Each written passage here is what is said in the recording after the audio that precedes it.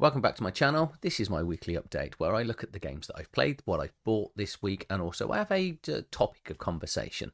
This week's episode is called Random or Dumber, and as you might get from the title, I'm not a fan of random tables, which might sound a bit weird as someone that is a huge fan of Warhammer Fantasy Role-Playing and Shadowdark. So what I'm going to do is talk about how I deal with the randomness of those games and what I do from a preparation point of view as a games master. So it's a bit of a hints and tips if you've got a brain like mine. This is the first one that I've done on a Sunday, and it's been such a delight to actually record, because normally I'm doing these on a Wednesday to go out on a Wednesday evening, and I do have a job. I know it might not seem like that, being as the amount of videos that I throw out, so I try and work all this around my job. But obviously being able to record it at the weekend to talk about games I've played has been nice and relaxing. So before I get into the books that I've bought, so let's say it goes standard order: books I've bought, games I've played, and then we'll get into this week's topic of conversation.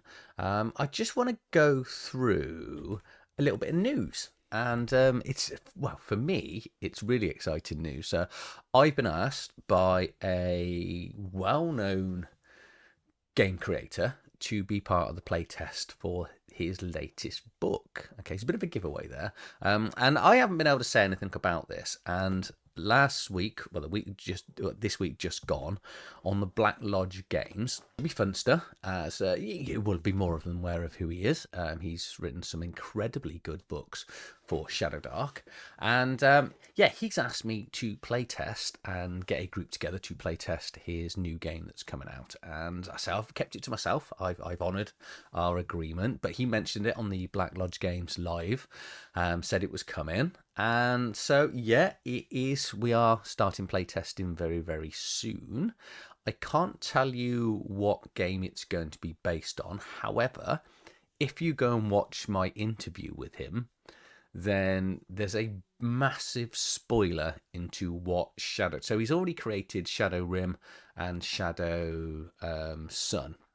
So Skyrim and Dark Sun. He's adapted both of those into the Shadowdark rules. So this is going to be another one of those. It's based on an existing...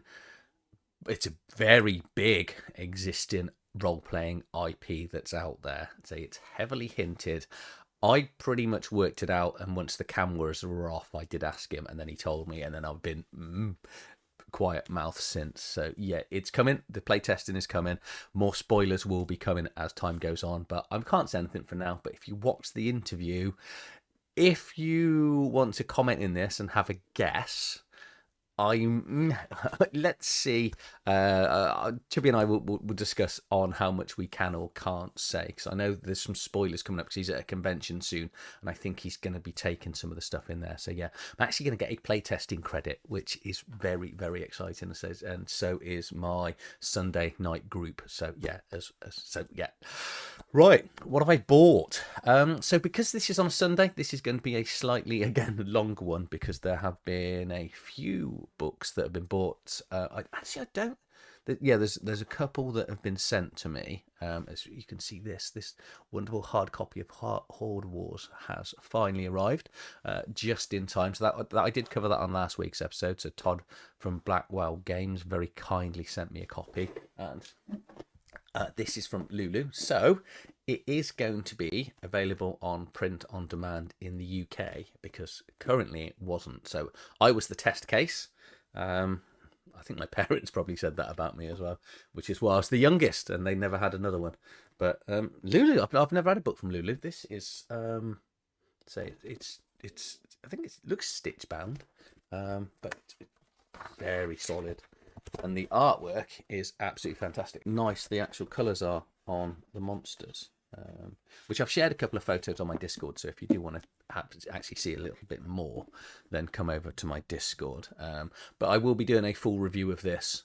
It will be coming shortly. And I've booked in with Todd for an interview. So yeah, slight spoilers. I don't tend to try and spoil stuff I've got coming up. But yeah, that is happening within the next couple of weeks. Okay. Right, so what have I bought? Let's just get into this was actually part of a Kickstarter. So it's a two-part Kickstarter, which is a Shadowdark. It's a book based on cults, which for me was an instant back in. It is written by Zach Goins, who is a prolific writer. I think he's got over 100 writing credits. He's done a load of Mort Borg or Mick Borg, however you pronounce that. And start of this book pretty much is just detailing cults they wear. We've got some 3 new classes for Shadowdark. So we've got this Cultist, Inquisitor, and Coven. I've done a full review on this. Depending on when you're watching this, you might find the review video. I don't know whether it's coming to retail is the only thing. So there's a lot of new spells in here. New details on cults as well, how to create cults, different NPCs and leaders of the cults, as well as a 2-part adventure towards the end of the book. Okay. Then within the same Kickstarter, there was the Tower of Six. So this is the 3rd part. So this is the Return of the Jedi. That might not be a good example if you don't favour that movie, but you get my drift. It's the 3rd part in the trilogy, and this is just a 40-page adventure module that follows on from parts 1 and 2 in the Dark Visions book. Okay. There's a few sort of magic items in here and some new creatures, but this one is really, I'm spoiling stuff coming up. I like all 3, but this one is good because you've got to sort of go up a tower and come down down into a basement and stuff as well. And there's some horrific stuff going on in that basement, so that is good. So those are the first 2 that I bought. Bought a PDF. So continuing my slight obsession for Fallout, and being the completist that I am, I've needed to go and get the Settlers expansion and the Wanderers expansion. So these are, they're actually a lot bigger than I thought. I thought they were going to be quite small. So first one's 196 pages, next one's 236. So the first one is all about building settlements. But the artwork in here is absolutely amazing. New perks, new player options, new monsters, etc. in here. It does this wonderful thing, all these books. If you look in the top left here, it gives you the game sections, and I really like it when they do this. Paizo does this really well with Pathfinder, so you can just easily get the section. I prefer what Paizo does, where it's down the left-hand side. Up in the top right-hand side, top left-hand side, it's a little bit weird because it's not the way I flick books to look at, but we've got more workbench options and things that they can make.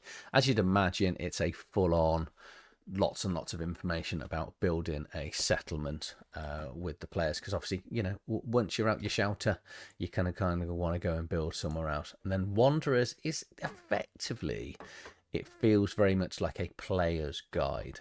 So this has got more character options, new scavenging rules, new page of work, a ton, almost 80 pages here of new equipment, and then 90 pages of new monsters to throw at the players. So it's it's a little bit of options. Maybe it's more of a game. Well, it's not, because it's got all this wonderful equipment. So, but would you find equipment in a Games Master's book? Maybe. But it's really, it looks pretty essential for creating a character, which has kind of blown my mind somewhat now, because I've gone from the starter set and cool rulebook to sort of, obviously you can't create a player character in the starter set, but within there, the main core rulebook, and then I've just got more and more options, which is, I should have just created a character and gone with that. Okay. So that's bought. I'm then into something that's been sent to me. This is Huckleberry, which is a weird Wild West RPG here by Stephen Alexander. He sent me this. I deliberately haven't even taken a look at this yet. He sent it to me, it was a couple of days ago. Would you mind having a look at it? Let me know your thoughts. So here I am, having a first look. This is an early access. He did cover in his email that the book is getting longer and longer. I think it will be going...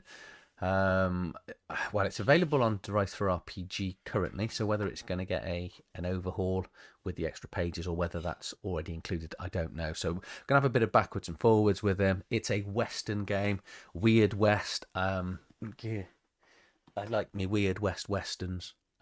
So the plot and adventure idea is already good.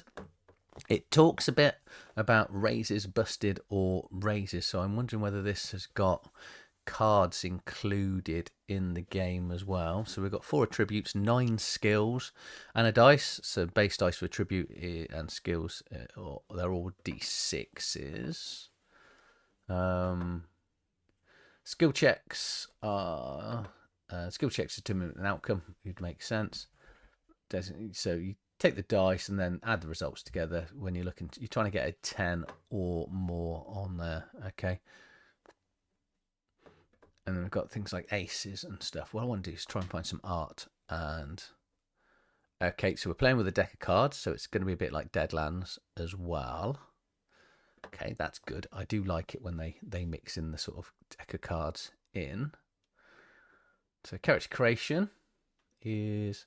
Ooh, so your primary stat... Oh, this is like Deadlands, but better, because I didn't like the original Deadlands. I think it was technically the first edition.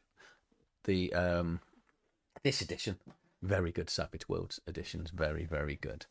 So you're going to get a D12, D10, D8 for your primary, secondary, tertiary, and then final attribute. Okay. We're going to get some artworks, nice, like that. I wonder if he does that himself, or has he got someone else in? Lead editor, art. Okay, so he's got someone else in. It's right. Sometimes I get the books, and they write the theme tune, sing the theme tune, and they sort of do everything. Sorry, Little Britain reference there. I don't know if you're watching this outside the UK whether that makes sense, or if you're that old, you might not get it. So we've got a load of skills here. Looks good. There's a lot in here. Wealth tables, scraps. So these are your fighting rules, aren't they? Nice. Have we got some example monsters? Health. Here we go. Ooh, consumptive. So it's a creature with a consumption, I'm guessing, that's quite bloated. I wonder if that's going to blow up when it dies. That would be quite funny. Oh, so they've got different powers depending on the card that you pick out. I like that. It's my favourite part of Forbidden Lands, which I get a bit of grief from people that know me because I don't like Forbidden Lands. But one thing I really like about Forbidden Lands is the randomness of the attacks of the monsters. Where you just roll a d4 or d6 and it will determine, quite easily then for the games master exactly how the attacks are going to work. I think that's quite clever. So that's got... Oh, and we've got the recommended influence. He sent this to me. Deadlands isn't in the TTRPG list. Weird West is. I have played that as a computer game. Vessen. We've got a live review of Vessen coming up. That is the next book. So again, spoiling things coming up. So that'll be our next book and giveaway on, I think it's the 7th of May, and we've got a new person again because Pookie can't make it, so Britt has kindly offered to step in. Okay, so that is Huckleberry there. This one has got me really excited. I knew nothing about it. I wasn't aware. This is just currently a quick starter rule that's freely available on Modiphius's website, and they've got the license. It's coming to Kickstarter, I think, in about a month's time. And this is Heroes of Might and Magic, which, as well as Skyrim, Oblivion, I think it was back then, I missed an awful lot of lectures at college and university because of games like this. And we actually, at my university house, the 2 other guys I lived with, we actually linked our PCs up, and we used to just have countless nights playing Heroes of Might and Magic over the LAN, as it was, because there was no sort of proper internet type thing really back then. But there was, but I'm not that old. But yeah, it was all sort of local networks.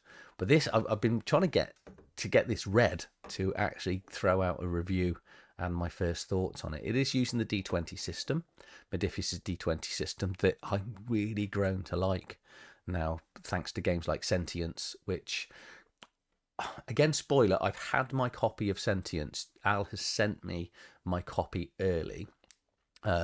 Based on the Kickstarter. No one else has got it yet, and I'm not sharing it here because it's not public domain, but And I've got an interview coming with Al, so that'll be out in probably by next Saturday. But yeah, this 2D20 system that I've shied away from because I've always been D20s. You've got to add stuff, not roll under. I'm really liking it, and the fact it is on this world, I'm really interested to see how the scale of like this, the wars and the armies are going to work. Because if you've never played Heroes of Might and Magic, it's basically it's a heroic game.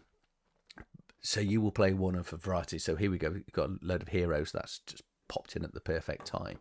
But the idea of the game is you go around recruiting or defeating and taking over other people's armies to then go and smash someone else's hero and their armies. Amazing fun. It's massive hex crawl. So it naturally should work very well as a role-playing game.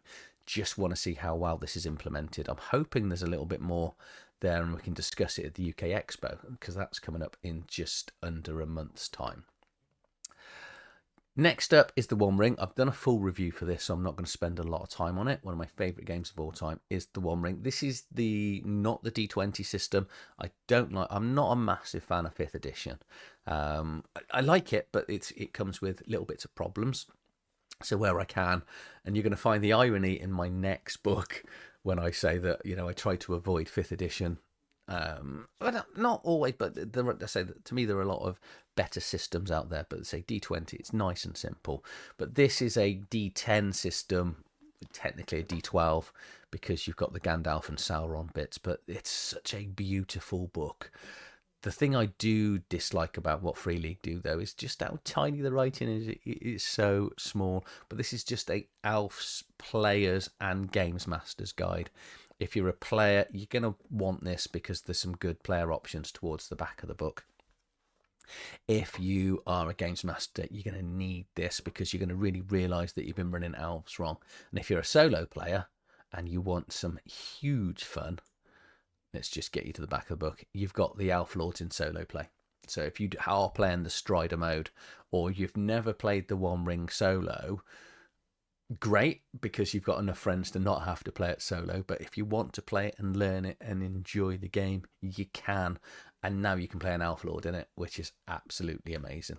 Okay, so I did say that 5th edition isn't always my first choice, and then I'm going to go through 3 books here, which are the runes of, is it Symbaroum?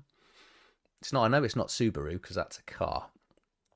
So these are, we've got the player's guide here, the games master's guide, and the bestiary or bestiary, which technically is going to replace Dungeons and Dragons. And the reason for this is I've played quite a lot of Symbaroum. I'm going to go with that. And we really like the world. What we didn't like was their D20 roll under system. It just felt it was very difficult to actually improve as a player. So it made a lot of things difficult. And I watched a few other people's reviews, and they basically said that this 5th edition version of it is utterly amazing. So I've gone with that. I'm giving this a go. But I'd say that the book is very much looks like the original versions of the book. It's all based in Davakar here, which is a really small part of the world. And it's all around this giant forest here that's just full of variety of monsters and creatures. Really interesting player options. I haven't even looked at these books yet, because I'm just so busy with other stuff and things being sent that when I buy something, the things I spend money on tend to get put to the back, sadly. But yeah, I'll be really interested in seeing exactly how it implements the player options, because really, really interesting classes when we were going through them. So yeah, because you've got humans here, changelings, dwarfs. Oh, dwarfs weren't in, and I think dwarfs and elves were in a player option. Oh, we got a goblin now as a playable race as well. Oh, and ogres. This is going to replace trolls.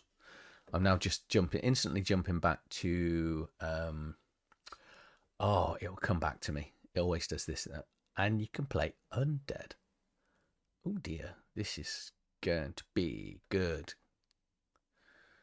What's the sci-fi game? Shadowrun. Yeah, Shadowrun, because you could play trolls in Shadowrun, couldn't you? So we've got the Player's Handbook, the Games Master's Handbook, which I'm assuming is going to be a load of player games options, the setting and details. Yeah, you've got this corruptive shadow that slowly takes over characters. So if you're a spellcaster, you slowly get more and more corrupted, and there's no real way of healing yourself unless you're one of the priests. So I played a priest class, and I could actually heal yourself. But as you can see from the artwork, so it's fantastic artwork, but it's just this dark, gritty, everyone feels like the world's out to get them. It's not a friendly or nice sort of world. And then we've got this bestiary, which is, well, we've got 240 pages pretty much of monsters, and this is utterly stunning, even down to the border and the artwork of all the creatures in here. I had a flick through of this because I was warned is the wrong thing, but sort of pre-warned on someone's video that it was just, this is such a stunning book, and they're not wrong. So I've got this.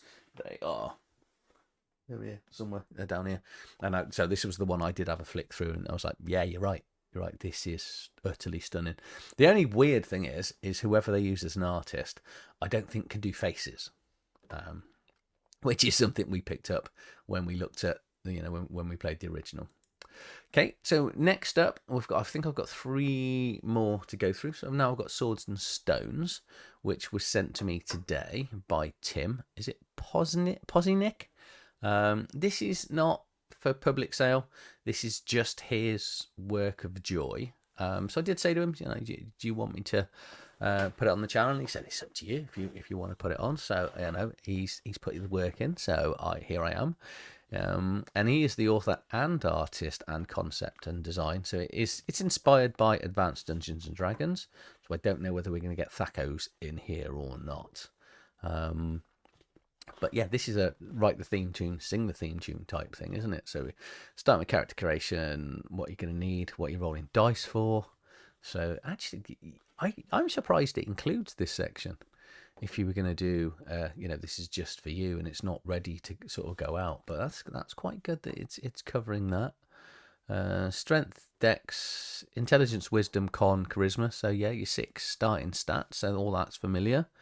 Hit points, character classes, got some traits to roll as well, so even for things like clothing and your eyes and your hair.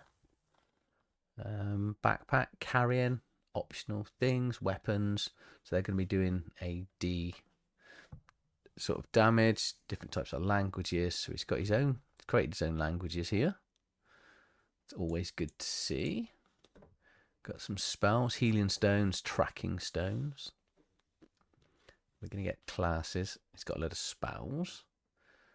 And details all the spells as well. So they're in groups.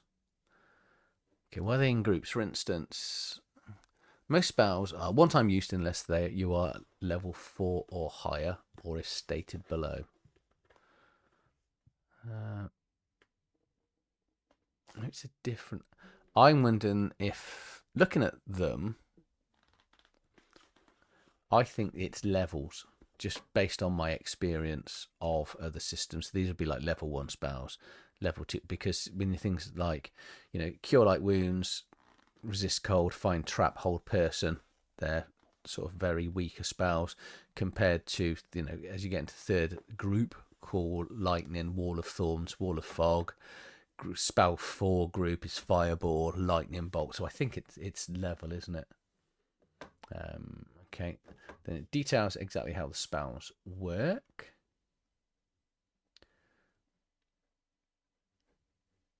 The magic missile is in group 1. Oh, maybe that's your group and it goes all the way down. I don't know. Okay, so he's got examples of play. Combat is in here. Then he's got his own world as well, with his own settings, with different classes and his artwork. Backroo. Sackroo.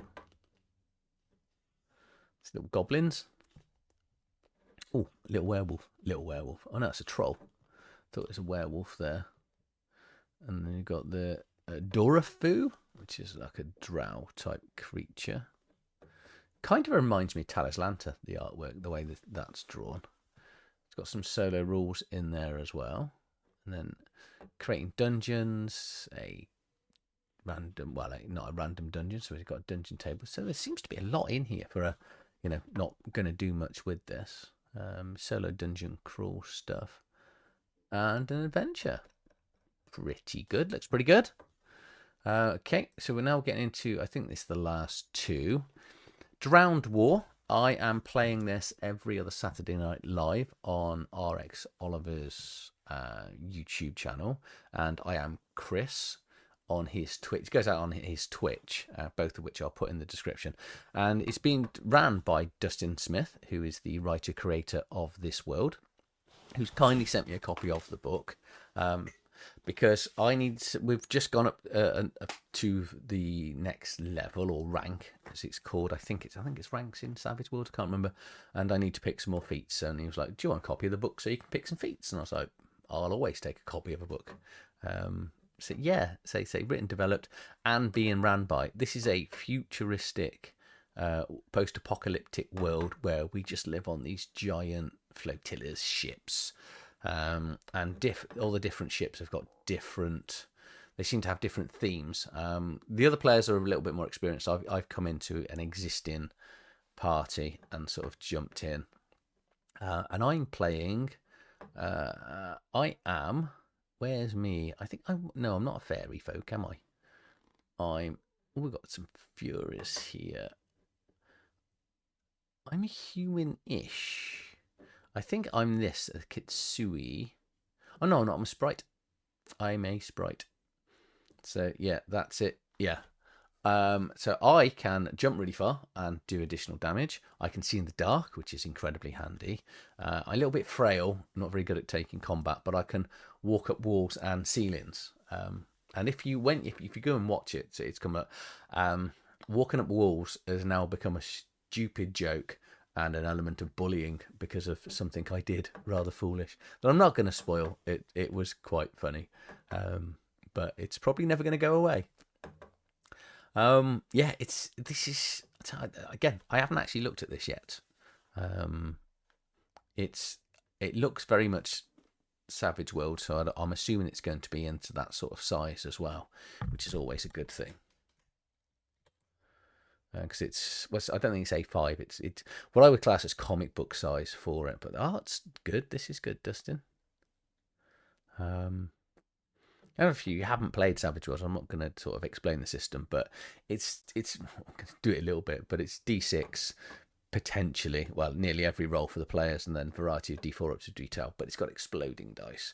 I'm not going to look at the bestiary, and I can't read the adventure because the adventure, I'm in the GM section. I've gone on too far. So he has said, because the adventure that we're running is in the back of this book, so I can't read it. But this is what I'm after, is the new edges or powers.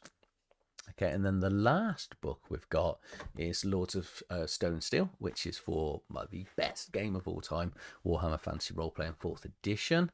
And this is, I've done a review and looked through, and this is a book just for if you want to sort of be playing an elf, or especially running in the elven lands. Apart from this map, I like the book. This map, say it's usable, but they've used all this weird white text here that you just can't make head nor tails of. And it's got, where's this section where you've got Karak Norn here, this sort of cross section really reminds me of Moria and the way that Free League did the Moria handbook. Stunning book, really, really good book. I think that is it. Yes, that's it. That is everything bought, so to speak. Okay, so What's played? Over the, what's that, about 10 days, I actually managed to play 2 games, both of which are a bit of a swan song. So, Down Darker Tales, it was my last. I said the last time I did this that, a few weeks ago, it was a little bit difficult with my character because my character's a little bit virtuous. He's come in, he's the deputy. The other players are bounty hunters. One's a doctor, but sort of, and the other one's an out and out gunslinger. So, and they're involved in an awful lot of things. And my character's he's a little bit more straight laced. However, things took a big turn for the worst when we tried to take down the main bad guy of the town, which worked very effectively. And the plan, I'd spoken to Britt, who was running it. I was like, it'd be quite ideal if my character can die, and then I can sort of go off and bring another character in when we carry on. And I got down to 1 hit point, and the combat ended. 1 hit point. Oh, it was so close to dying. And sadly, Peter, his character did die. The attack was split between the two of us. And I was like, I've only got 3 hit points left. No, I had 4, sorry. And Britt rolled a 1 on his D10 plus 2, which took me down to 1. And I was like, oh. And then Peter, he rolled a natural crit and shot him straight through the heart. And then it was all over. So it kind of went the wrong way.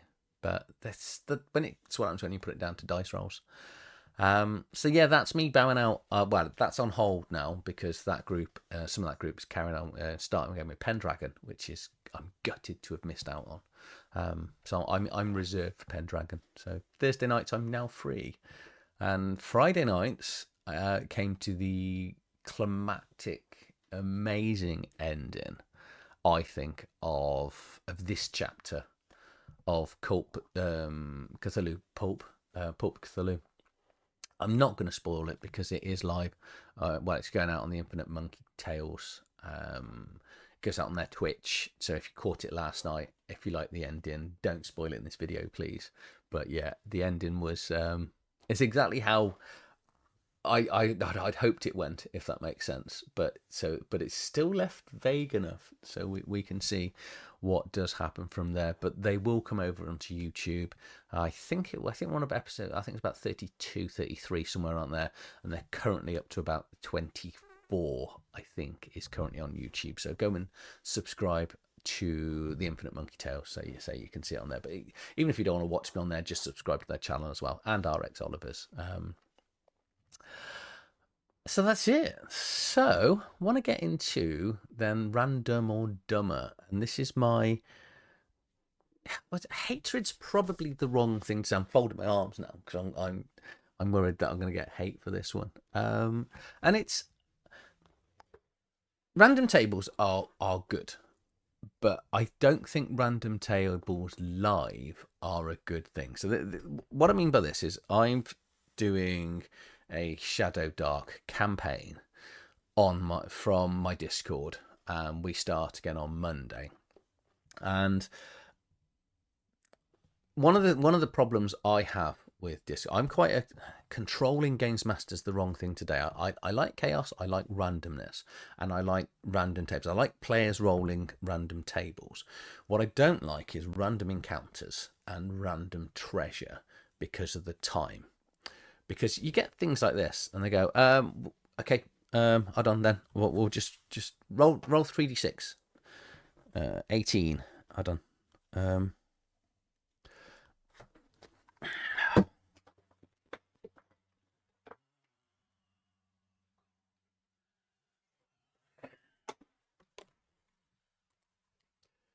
Sorry, it was in this book, not actually the book that I thought we had. Hold on, wait there.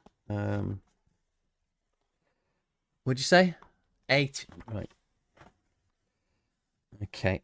Right. So I've got this. Just give me a second. Let me just work out what it does. Okay. So it's a ghostly, semi-nude woman with a face of vicious hatred. Relentless, piercing screams seem to echo inside your mind. Okay. Let's roll for initiative. Oh, hold on. And it's that you get that I get that off random tables. It just happens you don't have the correct book to hand or the right PDF open, or sometimes you haven't brought the right book with you. You think you've prepped as much as you can, or then you kill the creature and they go, hold on. Well, we got three treasure tables. Okay, so we'll go for low treasure. Okay, go on then. Roll me D100. 62. Okay. Hold on. 60, 60, 60, 62. Oh, you got a beautiful nose of a marble statue. And the players are just going, oh, is that it? But there's just... It's just very, very much time consuming, and I kind of want my adventures to flow, especially when I'm running Shadowdark.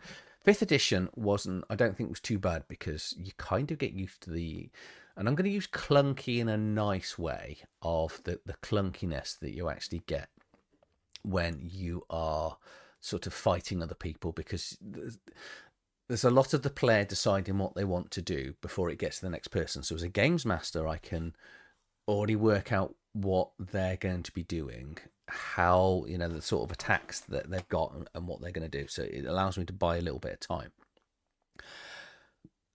Shadowdark, you don't get any of that, because it's, everyone has a go. You've got one action and move, go, attack, round. You're going to use a spell. Yeah, I've got 3 spells, possibly 4. It's not like the wizard's going, well, I could do... Yeah, they don't really get that many decisions, because by the time they failed one of their spell slots, they're not doing something else. So, yeah, I find it in Shadowdark specifically difficult. So I'm going to show you what I do to speed up the process. And hopefully this is going to work with my new overhead camera here and a little map for here. So here I've got Twisted Tales 3, which is a fantastic adventure, and not the adventure I'm running for my Discord group, okay? But in this adventure, so I'm just using this as an example. So we've got here, as you can see, the dungeon map all numbered out for the players, and then we've got another one here, which they kindly give you on TTRPG. And I've got a numbered one, obviously. So I've got a printed off numbered one. And then I've got a blank one as well. Now, what this will do in the book is, when we're going through, it's got a random treasure. Treasure is divided into 3 types. Standard treasure, ST. Relics, R. And ST and R are described as 2 ST or 1 R. And it's on page 34 and on page 35. Okay, so here we've got random treasure tables, and to roll on the random treasure tables.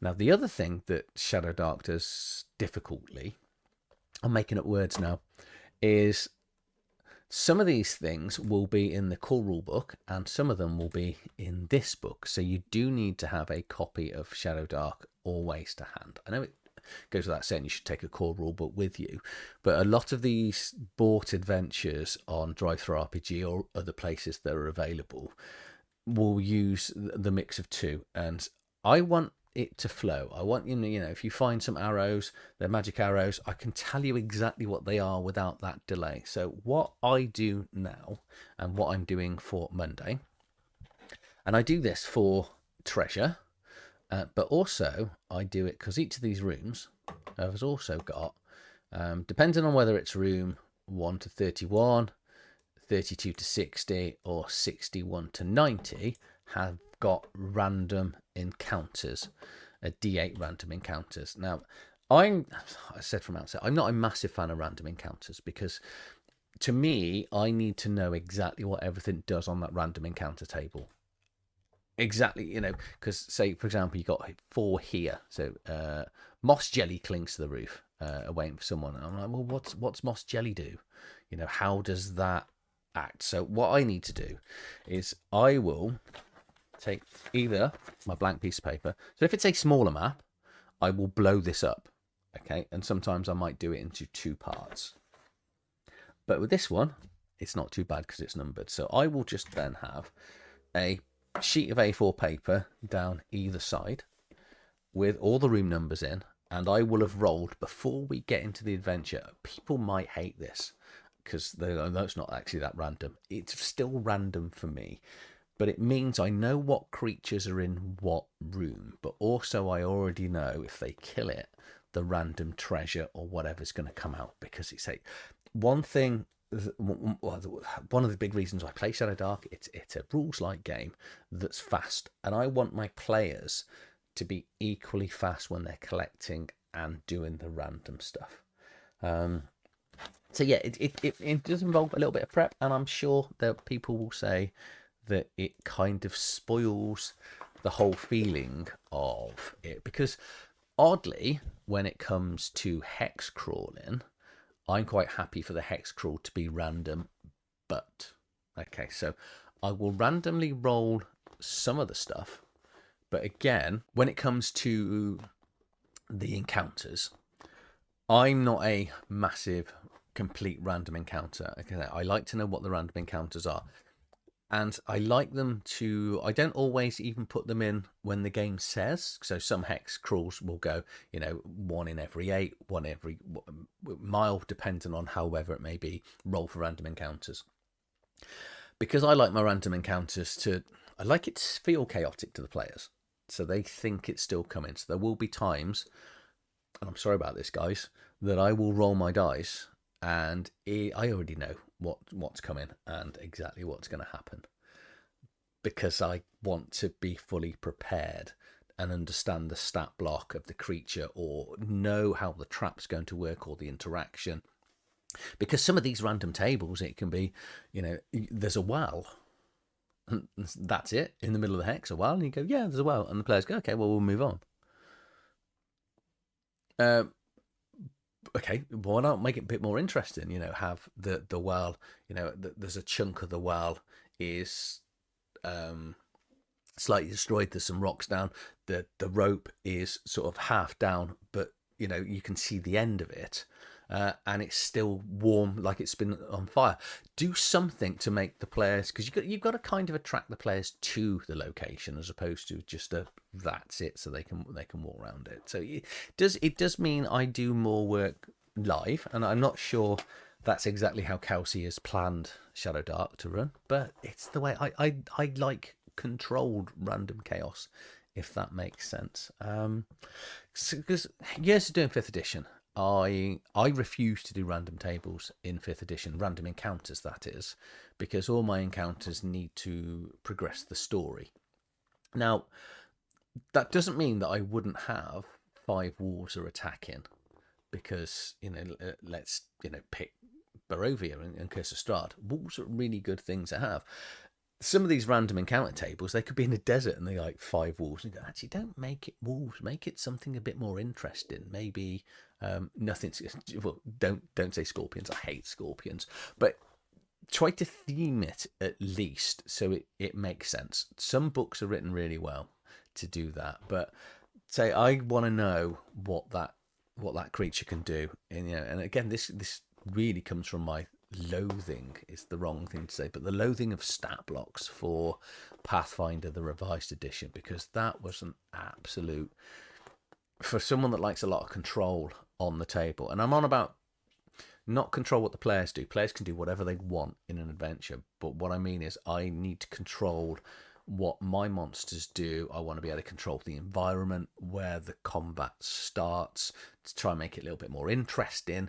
There's lots of stuff I like to do in the background, so I kind of want it all planned out before I go there. Whether they go there or not doesn't matter. If they avoid it, it's still there. It's written down on my paper. It'll always be down on that, depending on whether they go to that room or not, or that part out. But yeah, I hope this isn't too controversial, and people understand why I do it the way I do. And for my groups over the years that think they've been having random encounters, I'm sorry for lying to you.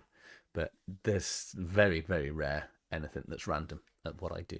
But that's just my sort of feelings on randomness. Let me know down in the comments below whether you think you've lost all respect for me and I'm an absolute heathen of a games master, or it's something you do, or you're quite happy to have, you know, that downtime around the table. Because I am generally trying to avoid, because the other problem with downtime when you're doing things is this.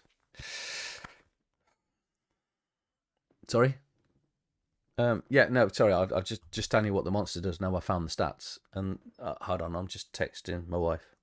It's too many distractions, and as a games master, if you're not on top of what you're doing, you can just, I think you'll have players just, you know, looking for their phone, whatever it may be. So yeah, just my thoughts. If you've enjoyed this video, please like, share, and subscribe to the channel.